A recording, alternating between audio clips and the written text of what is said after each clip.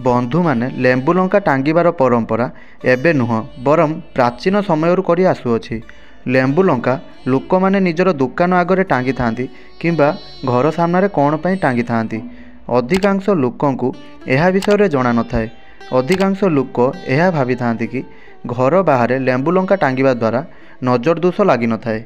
एही कथा बिल्कुल किछि मात्रा रे ठीक अटे किंतु पूर्ण सत्य नुहे। तो बंधु माने एही वीडियो रे मु आपनकु बतेइबी कि आमे आमर घरर बाहर लेंबु लंका कौन पई टांगिबा दरकार एवं लेंबु लंका टांगिबा द्वारा आमको कौन फायदा मिलता है। नजर दोषरू तो यह आपनकु बंचाइबो किंतु एहार किछि अधिक महत्वपूर्ण रहस्य रहिछि सेथिरु मध्य आपनकु बंचाइ थाए। तेबे आसंतु जानिबा सेथिपई भिडियोटी को थरे मात्र शेष जाए निश्चय देखंतु। आजिर एही भिडियो को देखिबा परे आपनकु घर बाहर लेंबु लंका निश्चय टांगिबा उचित एवं केउ प्रकारर लेंबु लंका टांगिबा दरकार काहींकि ना लेंबु लंका टांगिबार भी गोटे निर्दिष्ट समय रही थाए, गोटे खास दिन रही थाए एवं एहार गोटे प्रक्रिया मध्य रही थाए।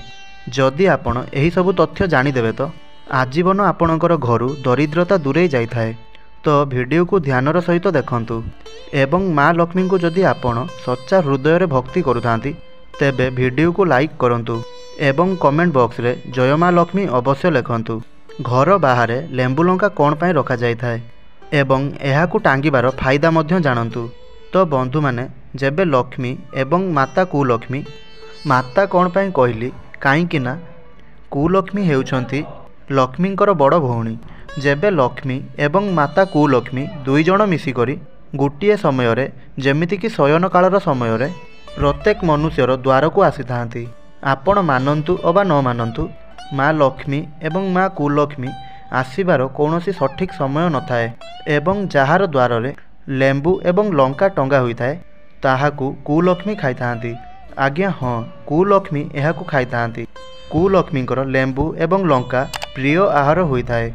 कुलक्ष्मी लेंबु एवं लंका को खाई करी सही घरर द्वाररू फेरी जाई थांती काहींकि ना लेंबु लंका कुलक्ष्मींकर प्रिय आहार होई थाए।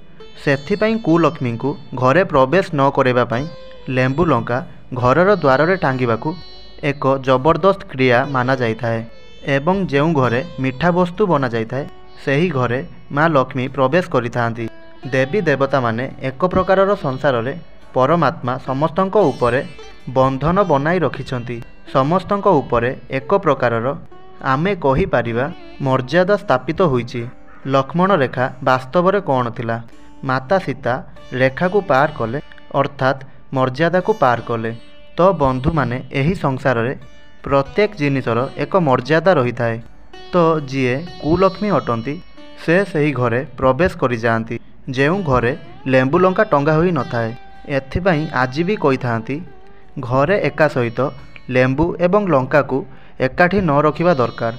जेमिति कि आपण आपणकर फ्रिज रे लेंबु एवं लंका को एका सांगरे गोटे थाकरे रखिपारिबे नाही, माने पाखापाखी रखिपारिबे नाही। जदि आपण दुईटी को एका साथी रे रखुछंती तो आपणक घरे दरिद्रता आसी जाई थाए। दरिद्रतार पुत्र अटंती दुख एवं पीड़ा। तो आपण माने निश्चय देखिथिबे जेउ व्यक्ति दरिद्र होई थांती एमिति व्यक्ति दुख एवं पीड़ा को भी भोगी थांती। तो आजिर एही वीडियो रे मु आपण मानंकु विस्तार रे बताइबी कि आमे हमर घरर बाहर लेंबु लंका कौन पाई टांगिबा दरकार, एहाकु टांगिबा द्वारा आमको कौन फायदा मिलता है। प्रथम रे जदि आपण घरर बाहर लेंबु लंका टांगुछंती तो एहा आपणकर गरीबी को दूर करिथाए, आपणको दुख कष्टरू बंचाई थाए, रोग व्याधि इत्यादि मध्य रक्षा मिलता है। काहींकि ना लेंबु लंकारे एते शक्ति रही थाए। एहा कौनसी साधारण जिनिस नुहे। अनेक प्रकारर नकारात्मक शक्ति गुड़िक आपणकर घरे प्रवेश करिबारे रुकी थाए। एहा परे एहार द्वितीय फायदा एहा अटे कि एहा नजर दोष, कला विद्या जेते भी नकारात्मक शक्ति कुहा जाइछि आपणकर घरे प्रवेश करिबाकू देई न थाए, निजर भितर को सुसी नहीं थाए। एथिपई लेंबु लंका नजर दोष, कला विद्या को निज भितर को सुसी नहीं थाए एवं स्वयं निजे नष्ट हो जाई थाए। आपणकर घर परिवार को रक्षा करिबा पई जेउ लोक माने गाड़ी चलाई थांती, ड्राइवर अछंती, एमिति लोक गाड़ी रे भी लेंबु लंका निश्चय बांधंतु। आजिकाली प्लास्टिक रे बंधा होइतिबा लेंबु लंका आसी थाए प्लास्टिक रे टांगिले आपण को कौनसी भी फायदा मिल न थाए। आपण गोटे काम करिवे, मंगलवार दिन हनुमान महाराजंकर कांधर सिंदूर अल्प आणंतु, 2टी लेंबू नियंतु एवं आपण 5टी लंका नियंतु। एही प्रकार रे लेंबू लंकारे अल्प अल्प हनुमान महाराजंकर सिंदूर लगे दियंतु एवं एहाकू आपणकर गाड़ी रे टांगी दियंतु। बिल्कुल आजीवन आपणक वाहन सुरक्षित रहिबो, नकारात्मक शक्ति बंचिकी रहिबो। काहेकि ना आपण रात्रि काल रे जीवा आसिबा करिथांती, ड्राइविंग करिथांती, एहा सर्वदा आपणकर सुरक्षा प्रदान करिवो। चतुर्थ फायदा यह अटे कि जेउ पिला मानंकु नजर दोष लगी थाए, तंत्र बाधा लगी थाए, जेउ घरे सेठारे टांगिबा द्वारा यह कला जादू कला शक्ति को प्रवेश करने को दे न थाए, नकारात्मक शक्ति को स्वयं निज आड़ को आकर्षित कर दे थाए एवं घरे करा जाइथिबा तंत्र विकार मध्य दूर हो जाए थाए। आपणक घरे करा जाइथिबा गुणी गारेडी रे उ असुविधा आदि दूर हो जाए थाए। पंचम फायदा यह अटे कि लेंबू लंका घर बाहर टांगिबा द्वारा लोक माने डरी थांती। लोक माने केमिति डरी थांती ध्यानर सहकारी शुणंतु। लोक माने जूता चप्पल पिंधिकी आपणक घर को प्रवेश करि जांती एवं लेंबू लंका घर बाहर रखिबा द्वारा लोक डरी थांती और जूता चप्पल पिंधि करी केउठु आसी थांती, कौन करी आसी थांती ताहा भल खराब कर्म तांकर जूता चप्पल रे रही थाए। एथिपाई घर बाहर जदि सामना बाला आपणकर घर आगरे लेंबू लंका टांगिबार देखि घर बाहर जूता चप्पल काढ़ी देई थाए तो आपण को लाभ होई थाए। यह आपणक धन को नष्ट हेबाकू देई न थाए। काहेकि ना केउ व्यक्ति केउठारु आसी थांती एवं कौन करी आसी थांती तांकर मध्य कर्म तांको जूतारे रही थाए। आपण देखुथिबे संथ महात्मांक पाखकू जाउथिबे, बड़ बड़ ज्योतिष पाखकू जाउथिबे तो आपण को कहूथांती कि आपण को शनि चलीछि, आपण जूतार दान करंतु। तो ए जूता चप्पल रे व्यक्तिर कर्म और कुकर्म एही दुईटी रही थाए। एथिपाई आमर वास्तुशास्त्र रे, धर्मशास्त्र रे, एमिति कि अंगशास्त्र रे मध्य कुहा जाए कि काहारी जूता चप्पल आमे पिंधिबा उचित नुहे। एहार षष्ठ जबरदस्त फायदा यह अटे कि जेउ लोक निजर घर आगरे लेंबू लंका टांगी थांती, कार्यालय रे टांगी थांती किंबा दुकान इत्यादि रे टांगी थांती ताहा एहा पितृदोषरु बंचई थाए, वास्तु दोषरु बंचई थाए एवं कली झगड़ारू बंचई थाए। जहार घरे बहुत कली झगड़ा होई थाए एमिति व्यक्तिंकर आध्यात्मिक उन्नति होई न थाए, दुकान रे बिक्री अधिक होई न थाए, अधिक गराख आसी न थांती। तो ध्यान दियंतु, गोटिए काम निश्चित करिवे, आपण आपणकर कार्यालय स्थान रे, आपण आपणकर व्यापार स्थान रे लेंबू लंका निश्चय टांगंतु। चलंतु एबे एहार शेष फायदा जानिबा, तापरे एहाकू सिद्धि करिवार प्रक्रिया जणैबी। एहा घरे रोग व्याधि को प्रवेश करने को दे न थाए। जेउ लोक मानक घरे सर्वदा काहारी को ना काहारी बीमारी लगी रहुअछि, वास्तव में एमिति कौन पाई होई थाए?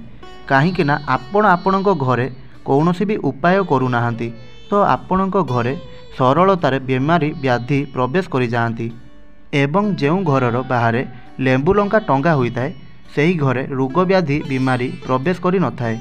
लेंबू लंका ताकू रुकी देई थाए।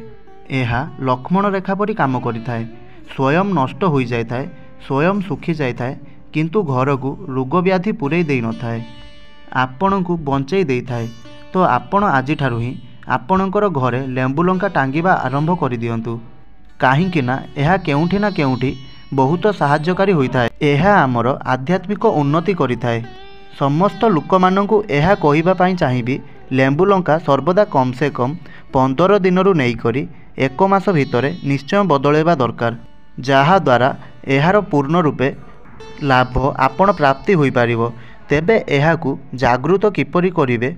तो केउ प्रकार रे लेंबूर माळ बनेइबे? तो मंगलवार दिन गोटे काम करिवे, आपण 2टी लेंबू नेबे एवं 5टी लंका नेबे किंबा 7टी नहीं पारिबे एवं एहाकू मंगलवार दिन ही प्रस्तुत करिवे किंबा शनिवार दिन ही प्रस्तुत करि पारिबे एवं आपण हनुमान महाराजंकर बाम पादर सिंदूर आणंतु। एहाकू आनी अल्प अल्प टीका 2टी लेंबू एवं 7टी लंका उपरे मारि दियंतु एवं एहार एक माला प्रस्तुत करंतु। एहा परे हनुमान महाराजंकर ध्यान करी आपण आपणकर कार्यालय रे किंबा दुकान रे किंबा घर बाहर टांगी दियंतु। गोटे कथा को ध्यान देवे एहाकू प्रत्येक मास बदलई नुआ लेबु लंका टांगिबे। तो आपण को जदि एही भिडियोटी भल लगी थाए ताहा हेले तले थिबा कमेंट बॉक्स रे जय माँ लक्ष्मी जय बजरंग बाली अवश्य लिखंतु एवं भिडियोटी को लाइक करी चैनल टी को सब्सक्राइब करि नियंतु। धन्यवाद।